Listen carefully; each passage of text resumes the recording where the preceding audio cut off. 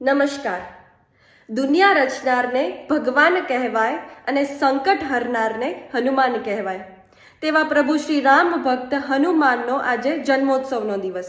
જન્મ જયંતિ નહીં, કારણ કે જન્મ જયંતિ મૃત્યુ પામનાર વ્યક્તિની હોય, હનુમાનજી તો અજર અમર છે.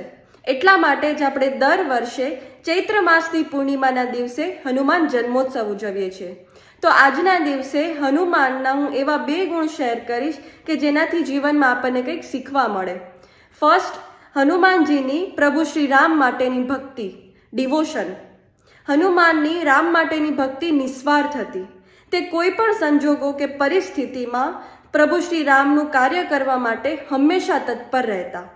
સેકન્ડ, ક્યારેય પણ પોતાની શક્તિઓ પર અભિમાન કે ઘમંડ ન કરવું, હંમેશા વિનમ્ર રહેવું.